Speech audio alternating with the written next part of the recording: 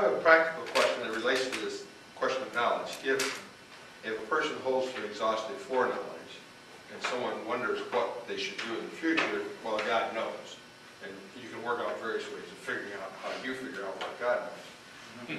But for an open theist, God anticipates possibilities.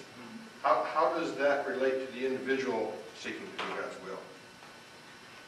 Well, they shouldn't think that God intends to give them detailed, certain knowledge about the future. They may hold that as the prior, as their assumption, but He doesn't promise that. He does promise to be with us, however, and to go forward together. And so they should stop lusting after promises that God doesn't give us. Exactly who should marry. It's not going to be given, so cut it out. Get on it, look at it. No divination. Yeah, I mean, So is the person left on their own then? no, Psalm 28, don't be like a mule, but listen to God and follow His ways. So he'll have guidance, help. But that's so much short of exhaustive, as we all know. So in a way, openness just that's the way it is. That's the way we all experience it, so we're comfortable with it. Would you be willing to consider, I'm sorry to keep pushing, a kind of process perspective that God provides novelties that we wouldn't think of by ourselves? Well, I like that. Thank you. That's great. No, I like it. Process has some nice images that maybe we should steal from them.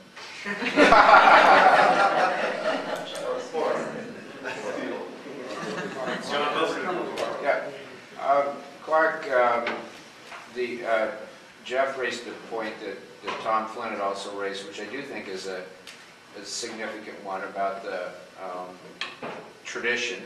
But I wonder if one way we might see that differently that might be useful is that we don't really know how far along we are in the great unfolding of this open history that you were talking about. And I remember when I read a book by Walter Ong when I was in college, and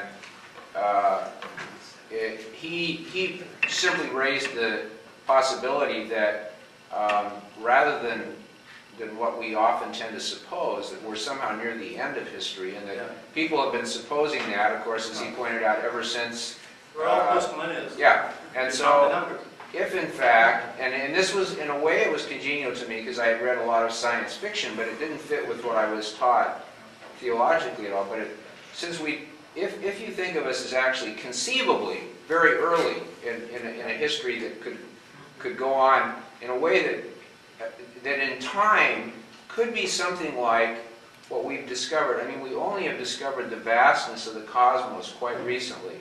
And I don't think there's anyone in this room now who doubts the almost ungraspable vastness of the cosmos. Isn't it possible that this open, not determined like a script, but this open future that is before us, it's at least conceivable that it is as vast as the cosmos. And if you think of it that way, it begins to look different. And then a second point that Tom and I were talking about at lunch yesterday is an analogy with the debates over the Trinity.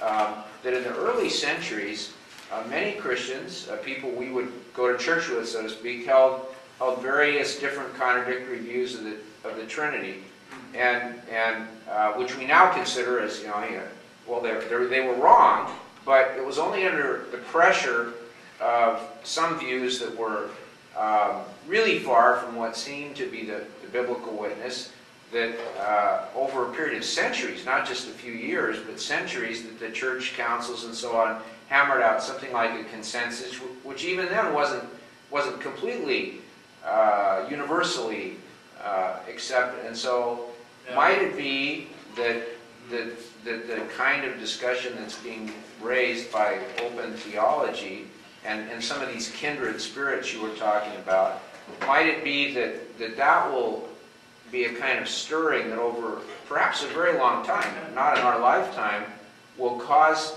a rethinking and and from which some consensus will emerge, just roughly analogous to the Trinitarian. Does that? Yeah, it'd be so what a waste to stop it so soon. What's the rush?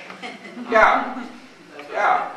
And David Griffin brings that up too, in his discussion of the various free will theisms. But I always thought it was true. I mean, if God is using the time order on the order of 15 billion years until now, Exactly. then I don't see what the rush is. Yeah.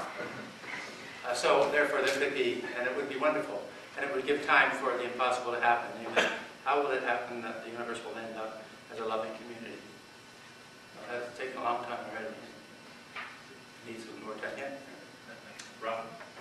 It was originally to say something else, but I wanted to comment on John's point. I mean, I often say that to students, well, it's, if you take like age, like say 1 day is like 1,000 years, Christianity is two days old. We just haven't sorted things out. And you also can think of it as factoring the number of individuals in the world in. If there was only for hundreds of years, let's say 20 individuals that were Christians, and suddenly many, many more, you would wait the time in which there are many, many more, much more than the time in which there's only a few. And a kind of third factor is those people who really resist this as being, going against the essentials of theism. Well, did Christian theism, didn't the Holy Spirit know what the Holy Spirit was doing in the early councils and laying down what were essential theistic beliefs like the Incarnation and the Trinity? And basically to say this is at the core of theism is to deny that the Holy Spirit, was really active and knew what the Holy Spirit was doing in establishing the core. So again, those are like three different. I wanted to ask you a question though, if there's anything about open theism, anything that you feel you've lost with open theism? Is there anything from the other view that would be nice to have that you don't have in open theism, or is it just all positive? Yeah, no, it is. I mean, the uncertainty is raised by God not, knowing all the future. So if you could have the providence and the open theism, that would be the Calvinists throw this: if one molecule is out of place, the whole universe is finished. But that's silly. That Sproul says that, But it doesn't worry me, in fact, because I walk by faith in God. I mean, it's not a rational system about the future. God has said that His kingdom will come, His will will be done, and that's enough for me. And how it takes some time, certainly take a lot of ingenuity, a lot of good work. But that's great. So. I was slightly amused when my friend, the psychologist Warren, spoke about the ungraspable complexity of the cosmos without mentioning the ungraspable complexity of the human brain. Yeah. And the mind, to whatever extent they're different or the same. Yeah. And your comment about, there's one here about we receive guidance. How does God, who is spirit, interact with man who is perhaps is a lot matter, a lot brain, mind? Does open theology have a perspective on that issue that's different from anybody else's? Do you see this differently? Well, I did stick something in the first chapter that no one has commented on, but certainly is different, that God is embodied. And if God is embodied, God can have bodily relations with Him, with others. But that's a shocking idea. Of course, it's an LDS view, so they're very happy with it. But it does true, though, that it's how does God act in the world, and a body would be a nice way of seeing it. So thank God that the world's body is seen.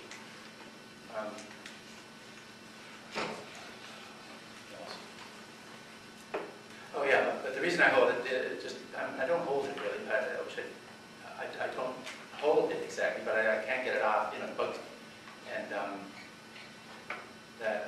so often in Scripture, fret time, our beloved fret time that we use for many things in the Old Testament exegesis, and his section on the human form, the divine form, he says in Israel, God has a form.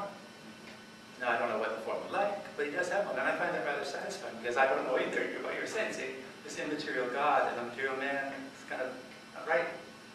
But how would we understand this body here? Well, philosophers go work on it.